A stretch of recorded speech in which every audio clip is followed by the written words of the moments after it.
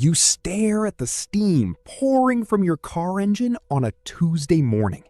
The mechanic quotes a repair cost of exactly $400. You frantically calculate which utility bills to skip this month because this specific number feels like an impossible hurdle to clear. You think you are uniquely bad at managing money, but the real answer is far stranger. You are standing on a financial cliff that quietly defines the modern economy. How did a minor mechanical failure become an existential crisis? It turns out your situation isn't unusual at all. The Federal Reserve measures this exact problem every single year. They found that nearly 40% of adults cannot cover a $400 emergency using cash, forcing them to scramble for alternatives. You open your banking app on the curb, feeling a deep wave of embarrassment. Why does society normalize living so close to the edge of total disaster? It all comes down to a behavioral concept called the buffer problem. Behavioral economists at the University of Chicago study how financial scarcity actively alters human decision-making. They discovered that lacking financial slack reduces your cognitive bandwidth, making it physically harder to focus on complex tasks or long-term planning. A flat tire ceases to be a minor inconvenience when you live paycheck to paycheck. Does a simple repair actually rewrite your entire survival strategy?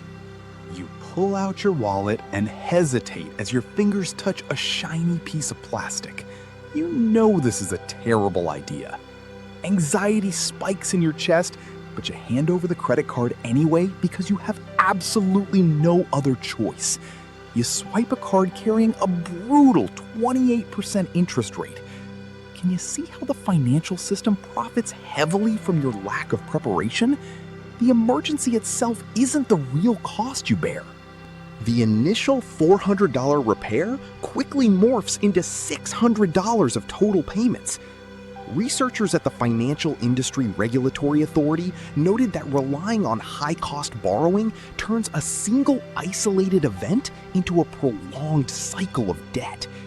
The repair wasn't the crisis. The missing buffer was. Why does this single event haunt you for months? The true expense is the compound interest that follows you. The ongoing mental tax drains you long after the car is back on the road. Every unexpected expense forces you to borrow against your future labor just to survive today, leaving you completely exhausted. Poverty isn't just expensive, it's financed. How long can you keep playing this dangerous game of catch-up before you break? You walk into the office and make a desperate request for a payroll advance.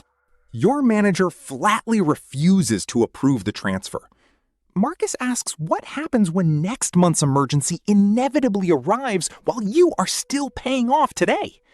He forces you to admit that borrowing from tomorrow doesn't fix today. Is the solution to simply work harder?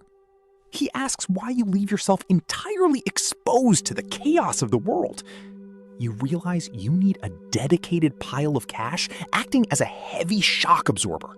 Your first wealth-building move has nothing to do with buying stocks, but rather securing $1,000 in a high-yield account to prevent predictable inconveniences from becoming financial fires. What happens when you finally stop fighting emergencies and start preventing them? You stare at the steam pouring from your car engine, knowing a cash shield turns a crisis into just another Tuesday.